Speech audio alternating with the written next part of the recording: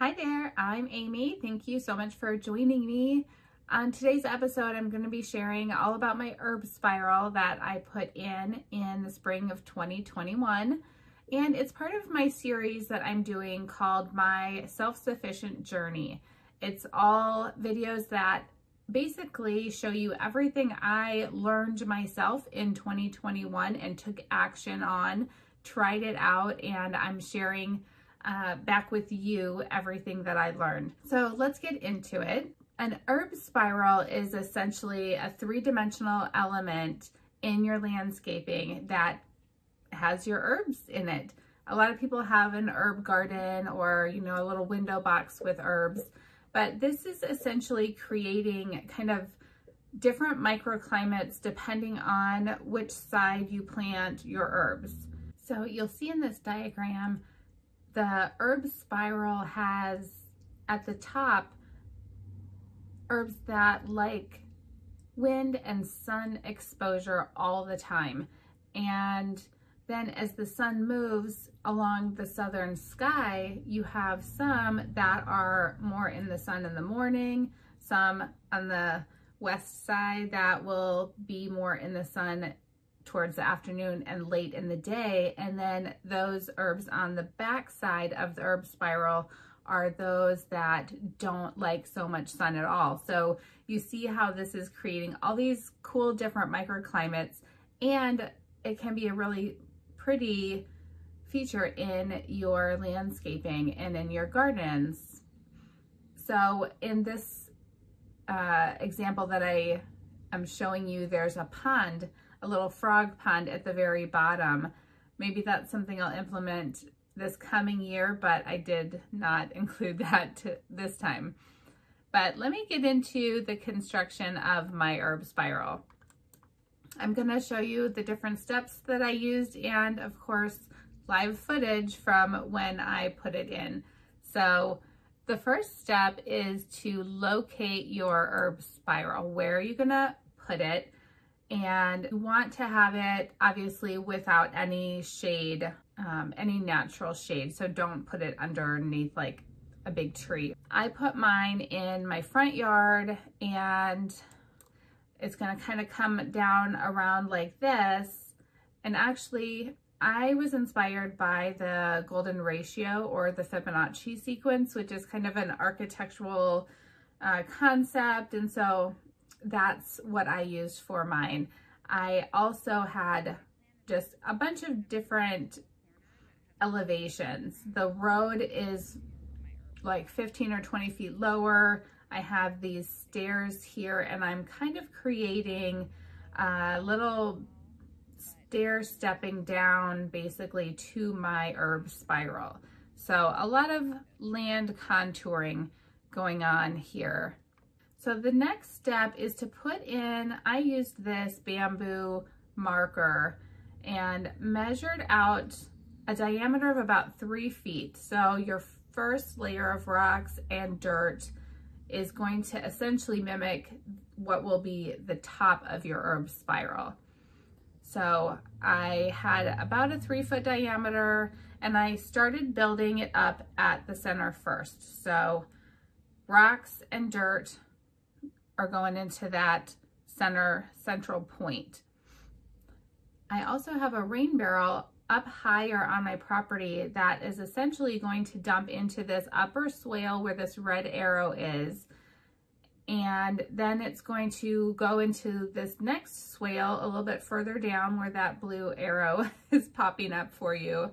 And then essentially it will all sort of filter down through into my herb spiral. So this is a whole sequence that I have going down. So this is a whole sequence of water flow from the top of my hill property into the swales and then down into this herb spiral area.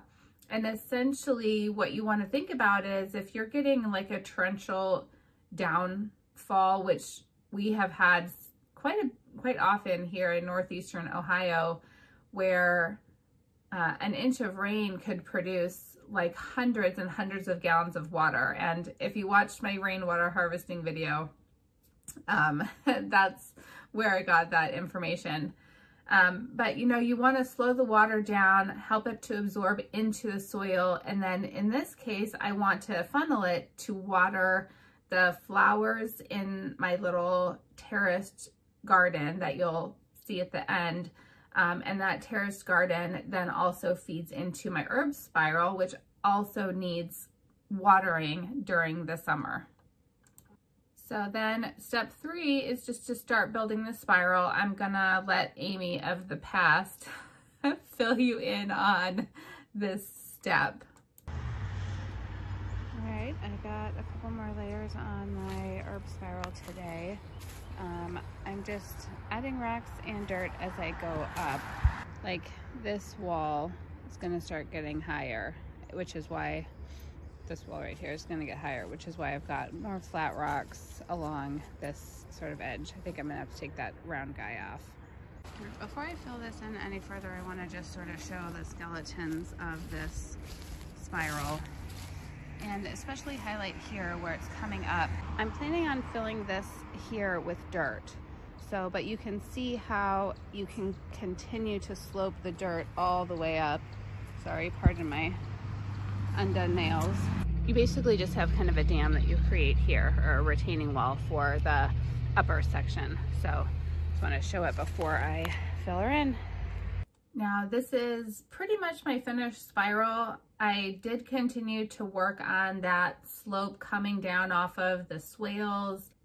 I ended up doing sort of a stair-step garden area because I just felt like the natural flow would help to water some of these flowers that I was putting up there, and the less I have to manually water myself, the better. My dog is in the way as I'm trying to get these ledges. My daughter loved that she could come out and help me dig in the dirt, and she found a bunch of worms that she wanted to make sure got back into the herb spiral, because that's definitely a sign of good soil. Step 4 is plant your herb spiral. I added some Bull Country compost, and I planted everything that I started and then some extra herbs that I picked up at my local plant farm. Here's a little bit of my hillside that I planted different tulips and petunias and things, and then I even had some volunteer milkweed popping up throughout. I actually let my herb garden go into November. Here is a picture of it in November, right before I just harvested absolutely everything that was left and dried it in my basement. My absolute favorite herb in my garden was my mint julep. And whenever you plant mint, you have to remember that it is going to be very invasive. So leave it situated in a larger pot so that it doesn't spread. And so that's a tip for mint. Any kind of mint. I have cat mint or catnip and mint julep. Some of the other things that I planted: chives, several kinds of basil, several kinds of oregano, parsley. Yeah, I think those are the major ones, but I was really happy with it. It's in the front of my yard, and kind of an interesting element to see when you drive by. And it's just one more step that helps me be more self-sustainable and self-sufficient. I have several jars full of dried herbs now that I can use all winter long until June or July when I get my next harvest of herbs. So I hope this is inspiring for you to maybe start an herb spiral of your own. And if you liked this video, please share it and leave me a comment. Let me know if you tried an herb spiral before. That would be awesome. Thanks so much for watching. I hope you enjoyed it. Have a wonderful day. Bye for now.